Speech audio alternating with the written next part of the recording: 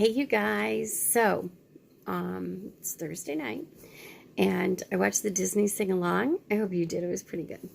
I've been making masks. Look, these are flip flops, American flags with sunglasses on the back, minions with, I don't know, matching minion fabric.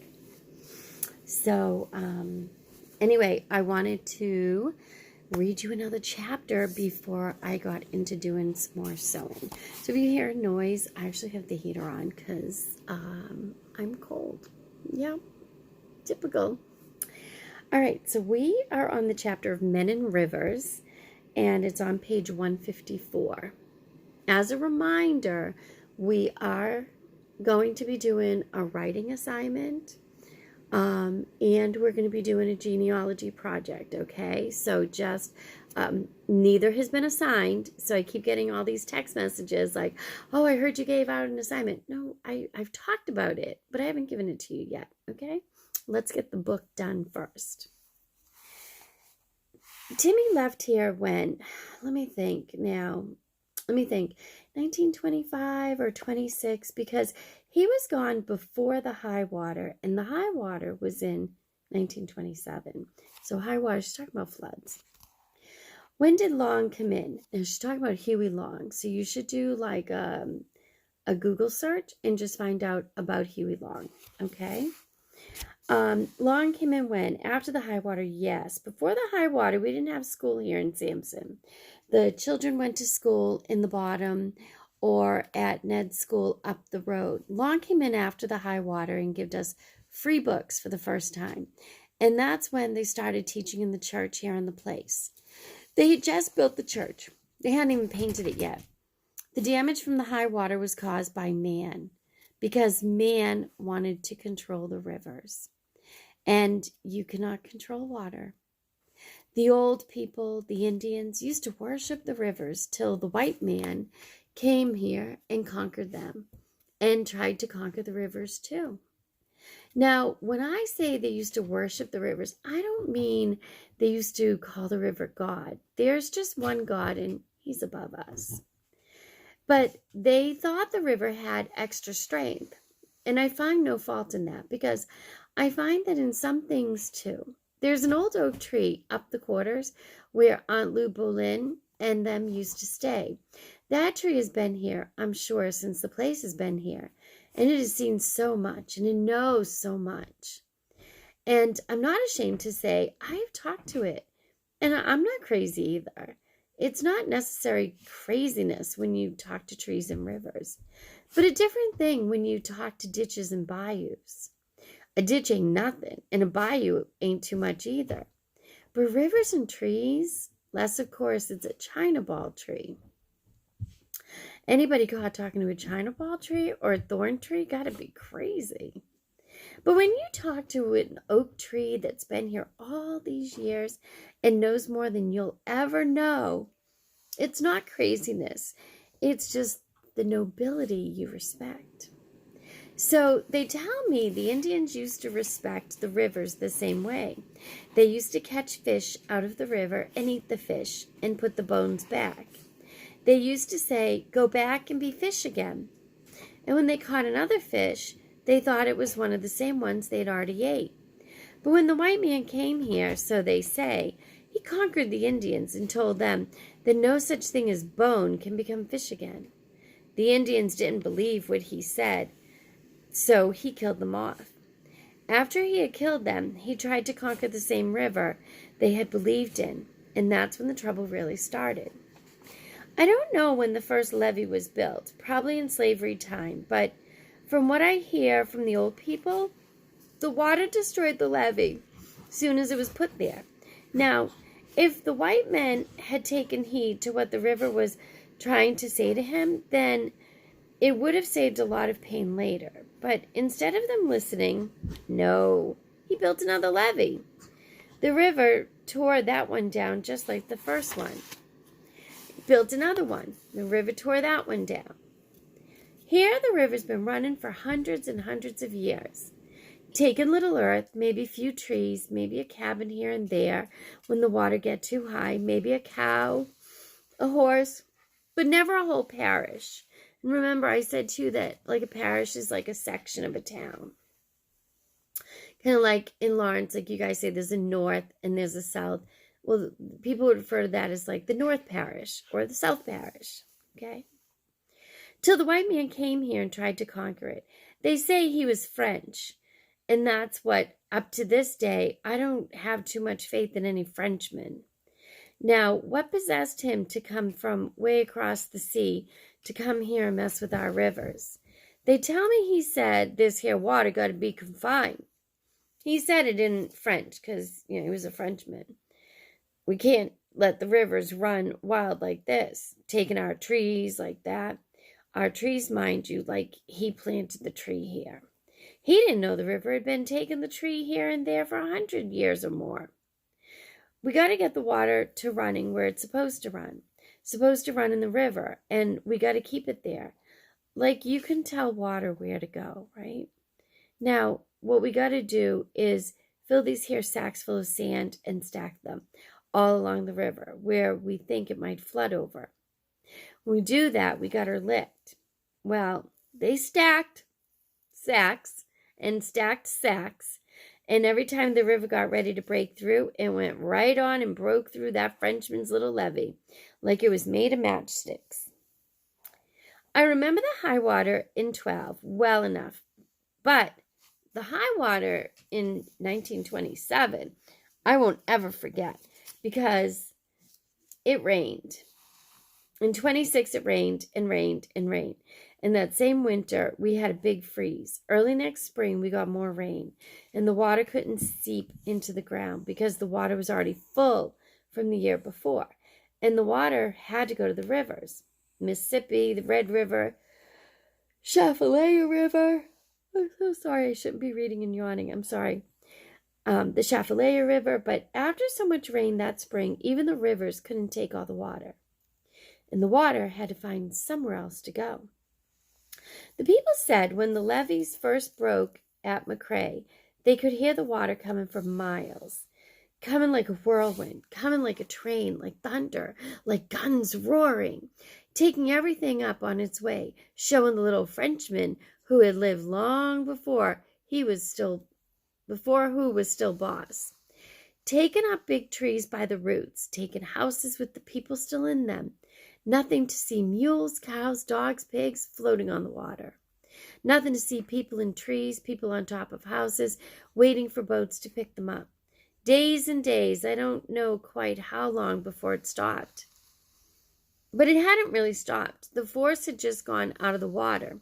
The water was still there. It was just flowing now, smooth and quiet, like a snake in the grass, like a shadow, like a cloud. The sun was out. The sky was blue, and you said to yourself, "Thank the Lord, over at last." But that was before you looked over your shoulders. You turned. What's that? A sea.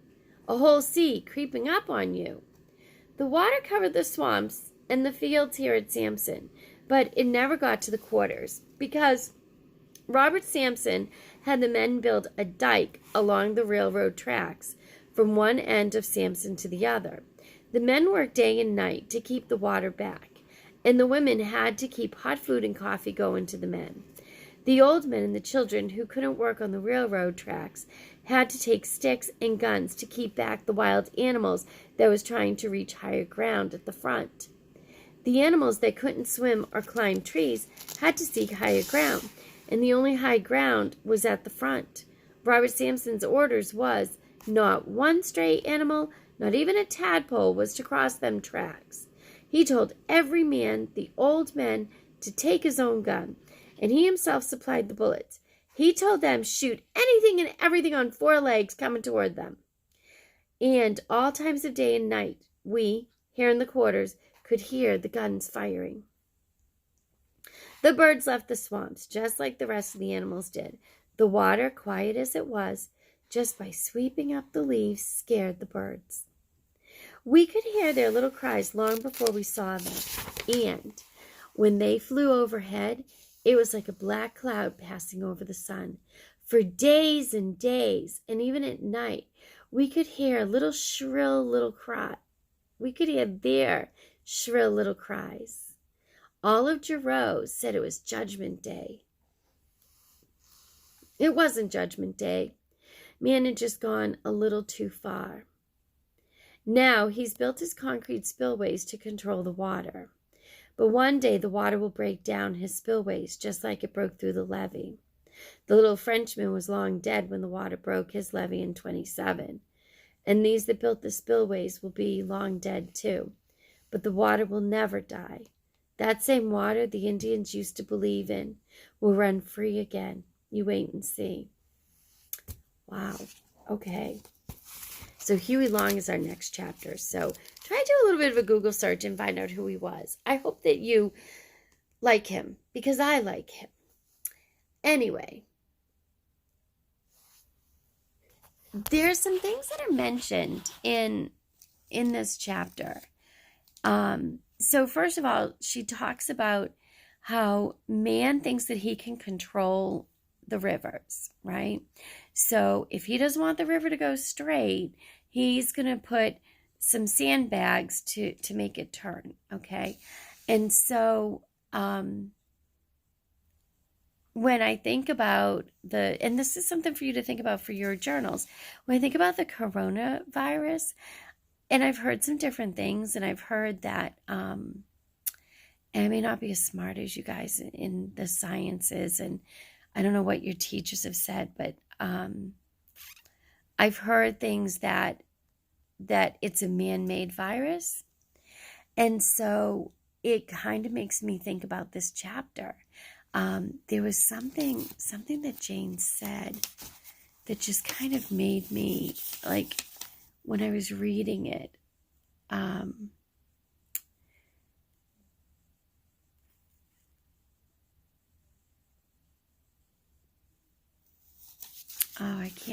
can't find it now. But it was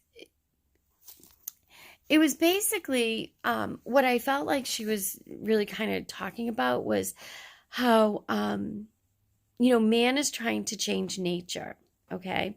And so if the coronavirus was created in a lab, and I've heard people say that it was created to sort of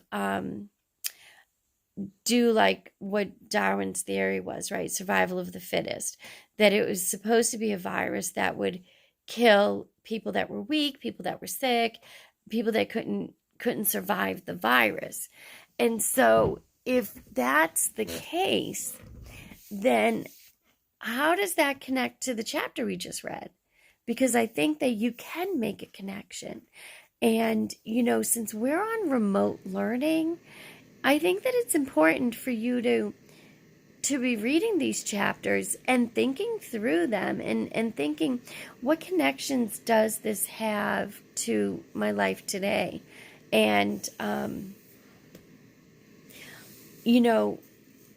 right now we're all home, and, we're waiting, and we're trying to stay healthy, and there's something else that's sort of dictating our behaviors right now, right? So isn't that kind of like man dictating where the water is going to go? Did a light bulb go off? Do you see that? So that's what I'm thinking. So you could try to do a little bit of a journal entry, and just making that connection that, we're really talking about man. I mean, it's of Men and Rivers is the chapter. So we're talking about how man takes it upon himself, right, to do stuff. So in the 1800s, and only because I saw a commercial about this today, I think it was when I was watching Disney Sing Along. Did you guys watch that? It was really good. They were talking about the humpback whales and how the humpback whales used to be almost extinct. And then we changed our behaviors, right? And now they're not extinct, or they're not going to be extinct. Anyway, in the 1800s, they would kill the whales for the blubber. Blubber's, I guess, fat, because it was used to oil the lamps. And so man depleted the ocean of whales in order to have oil for their lamps. Isn't that what Miss Jane's talking about? And long after those men who killed those whales were dead, we had other men who said, this isn't right. We need to fix this. And so, they do things like, killing whales or hunting whales, whatever you call it when you go fishing, is illegal. And that's how we were able to repopulate the waters. So I'm sure that, if you don't want to do coronavirus, there's plenty of things that you can talk about that can connect to your real life, right? Global warming, the recycling movement. There's so many things. So you think about it and do a little journal entry. So remember, we've just spent almost 16 minutes together, a little over 16 now. You shouldn't be doing more than 35 minutes for our class. And I've said, if you do one chapter and you journal, you're good. Okay. So thoughtful journaling is what makes it good. Not don't rehash what we read. Take it a step deeper, okay? So make some connections. All right. I'll see you guys probably tomorrow. I'll do some more chapters tomorrow. All right. You guys have a good night. Be safe and be careful.